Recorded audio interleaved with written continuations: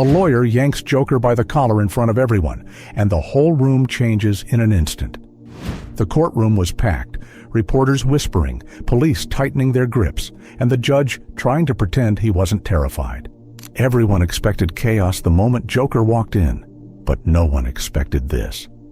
Because the second the young lawyer marched toward him, the second he grabbed Joker by the collar in front of the entire courtroom, something shifted. Not the lights, not the walls, the people. Every face turned pale, every heartbeat froze. Because you never ever put your hands on a man who has built his life on turning pain into power, and silence into violence. And in that split second, as Joker stared into the lawyer's trembling eyes, everyone understood. He wasn't the danger. He was the reaction to danger. And today, someone had finally lit the fuse. Before we dive into this twisted, true-to-life story, make sure to subscribe, because the world needs to hear the stories that expose the truth behind the madness. For a moment, the lawyer's grip stayed firm around Joker's collar, knuckles trembling, jaw clenched, like a man desperate to prove something. Not to the court, not to the city, but to himself. And Joker didn't move. He just watched him with eyes that didn't blink, didn't anger, didn't fear, only studied. A faint smirk curved along the painted edge of his mouth. "Careful," Joker whispered, so quietly the microphones barely caught it. "When you pull a tiger by the collar, you better pray he's tired." Gasps fluttered across the courtroom. The judge slammed his gavel, shouting for order, but no one was listening. Attention was hooked on the two men at the center, the trembling lawyer and the man who could turn silence into dread. The officers rushed forward, prying the lawyer's hands off Joker's shirt, but Joker never broke eye contact. He tilted his head, almost childlike. "Now why," he asked gently, "would a lawyer want to touch me before the trial even starts?" The lawyer stepped back, breath shaky, trying to reclaim composure. "It's simple," he said. "You don't scare me." Joker let out a small laugh. Not loud, not manic, just disappointed. "Everyone's scared of me," he said, "even when they pretend they're not." The judge ordered Joker to sit. Cameras zoomed in. Journalists scribbled frantically. This wasn't a trial anymore, it was theater. But beneath the spectacle, something was wrong. Joker could feel it, he could sense it, because he had walked into many courtrooms before, but never had he seen a lawyer whose hands shook in rage, not fear. Never had he seen someone who looked at him not with horror, but with recognition. And Joker didn't like mysteries. He didn't create himself. As the trial began, the prosecutor laid out the accusations. Arson, murder, terrorism, the usual cocktail they pinned on him. But Joker wasn't listening. His attention drifted back to the young lawyer sitting in the front row, the one assigned as the prosecutor's assistant, the same one who grabbed him. His eyes were glued to Joker, not blinking, not flinching, watching him the way a man watches the person responsible for destroying his life. Joker leaned back in his chair. Ah, now it made sense. This wasn't justice. This was personal. When the prosecutor paused to sip water, Joker raised his hand. "Your Honor, may I say something?" The judge already regretted waking up that morning. "No, you may." But Joker stood anyway. "I just want to know," he said, pointing casually, "why the assistant over there looks like he wants to strangle me again." All eyes shifted.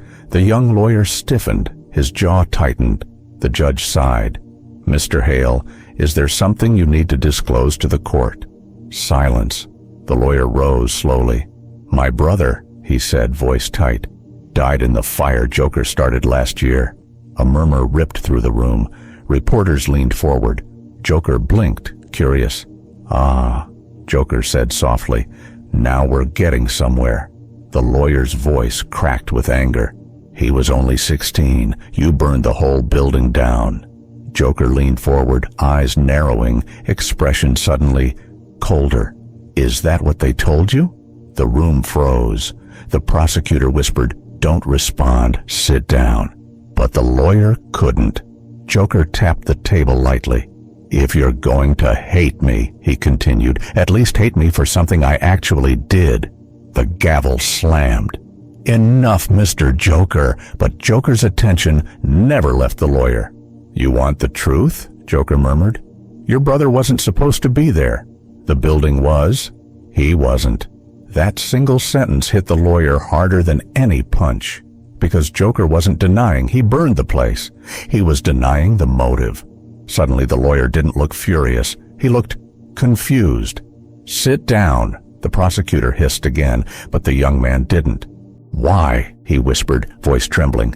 "Why did you target that building?" Joker's smile faded completely, and for the first time in the entire trial, he looked serious. "Because," he said, "your brother wasn't the only innocent one who died in that building. There were others. Others who shouldn't have been there. Others I tried to get out." A hush fell. Joker gently rested his hands on the table, almost solemn. "That building," he said softly, "belonged to the same man who murdered my mother." The courtroom erupted. The judge shouted for silence. Reporters leapt to their feet. The lawyer stumbled backward, stunned, pale, unable to process what he'd just heard. Joker just sat there, calm, quiet, staring at him with eyes that no longer mocked. "I didn't burn that building to kill," he murmured. "I burned it to expose a secret your city's been hiding for years." He leaned in. "And if you keep pushing me," a slow grin crept up his face, "I might tell you what your brother found inside before the fire reached him." The lawyer froze. Then Joker whispered something that made even the guards step back. He wasn't alone. For a long, unbearable moment, the lawyer didn't breathe. He stood there, the courtroom spinning around him as Joker's words echoed like a slow ticking bomb inside his skull. He wasn't alone. Those three words shattered every certainty he had carried into this trial. The anger, the hatred, the sleepless nights spent reliving the fire, suddenly, none of it made sense. The judge ordered a recess, but no one moved. The courtroom felt glued together, stitched by tension, and questions no one dared ask aloud. Even the guards hesitated before pulling Joker to his feet.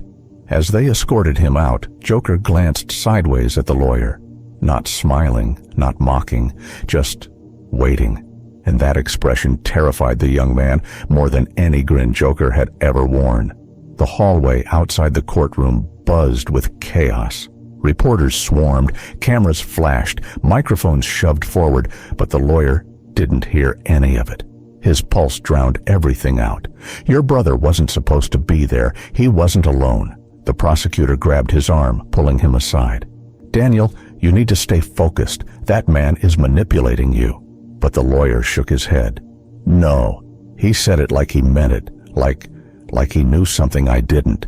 "He's a psychopath." Then why did he look sad? The prosecutor froze, speechless, and Daniel saw it, the single crack in the perfect narrative he'd been fed for a year. Inside the holding area, Joker sat behind a thick glass barrier, fingers gently tapping the table in a slow, steady rhythm. As Daniel approached, Joker's tapping stopped. "I expected you," Joker said without lifting his gaze. Daniel swallowed. "Tell me what you meant." Joker leaned back, crossing his arms. "You really want the truth? Even if it burns everything you believe?" Daniel hesitated, then nodded. "Good," Joker whispered. "Because lies have a way of surviving fires. People don't." He motioned toward the empty chair. "Sit." Daniel sat, eyes sharp, heart hollow. Joker watched him for a moment, then began quietly, with an unexpected calm. "The building I burned belonged to a man named Victor Lorne." Daniel's eyes widened. Everyone in the city knew that name. Billionaire, businessman, philanthropist. A man held up like a saint. Joker's voice dipped. Lorne wasn't a saint. He was a trafficker. Daniel's world stopped. Joker continued. "Your city worships him." Meanwhile, he ran a private network beneath that building. A basement filled with rooms no one was allowed to see. Rooms where he kept the kids he bought. Daniel felt his stomach twist. "My brother wasn't there by accident," Joker said softly. "He ran away from home, didn't he? Angry, hurt, and someone offered him a place to stay, a job, a way out. Daniel's throat tightened.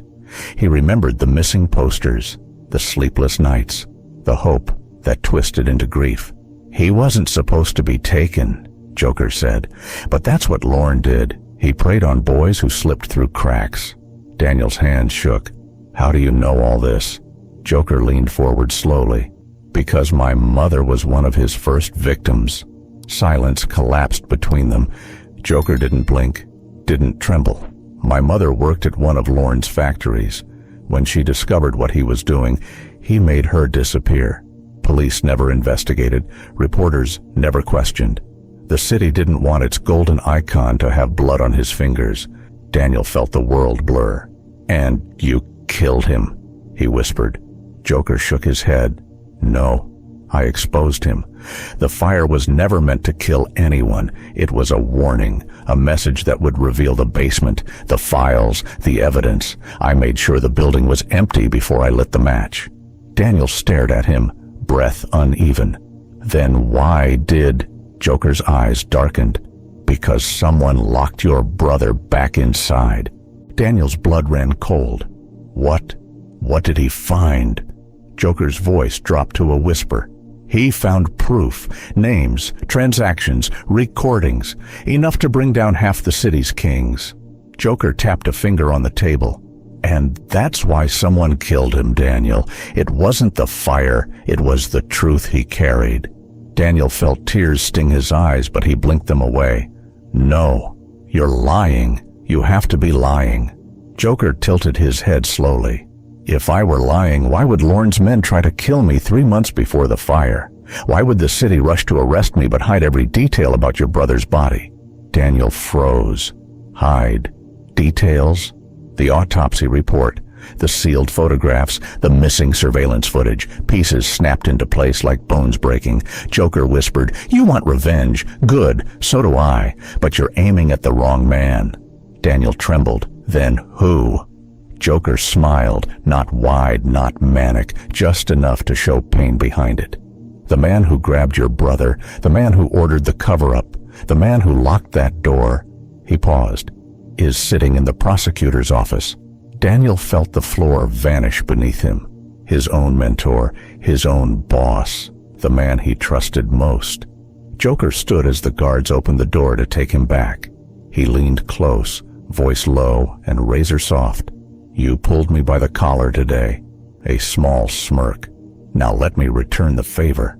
Daniel swallowed. What do you want from me? Joker's eyes glimmered with something between vengeance and mercy. I want a partner. Before Daniel could speak, Joker added, and if you don't help me, you'll be the next one they burn.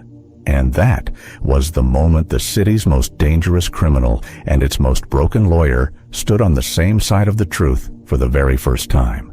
Two men shaped by fire, two lives twisted by lies, and one secret powerful enough to burn the entire system to the ground.